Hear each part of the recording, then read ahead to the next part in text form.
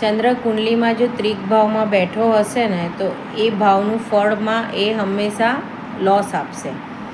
એ ચંદ્રપ્રધાન વ્યક્તિનો જો ચંદ્ર નિર્બળ હશે તો હંમેશા ડિપ્રેશન અને એન્ઝાયટીમાં રહેશે. તો એના માટે એને શું કરવું જોઈએ? તો ચંદ્રનું દાન એના માટે કરવું જોઈએ. ચંદ્રના દાનમાં સફેદ વસ્તુનો સમાવેશ થાય છે. એ સફેદ વસ્તુ કોઈને પણ દાન કરી શકે છે. ચંદ્રનો નંગ પહેરી શકે છે. અને અત્યારે યુવા પેઢીને મ્યુઝિકનો બહુ શોખ છે, તો એ યુવા પેઢી સ્લો મ્યુઝિક સાંભળી શકે છે. કાનમાં એરફોન ભરાવીને એ સ્લો મ્યુઝિક સાંભળશે તો એનો ચંદ્ર બહુ બલી થશે અને એને સારું રિઝલ્ટ આપશે.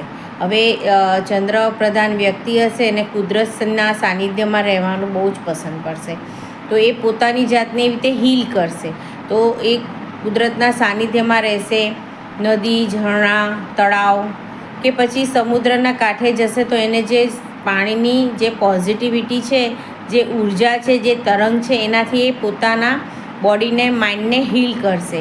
એ કુદરતી ઉપચાર છે. તો એ ચંદ્રપ્રધાન વ્યક્તિઓને આવી રીતે કુદરતમાં વધારે રહેવું જોઈએ. એ લોકો વધારે કુદરતને વધારે પ્રાધાન્ય આપે છે.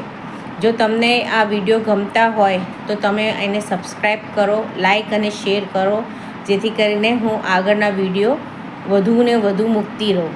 Thank you. હર હર મહાદેવ.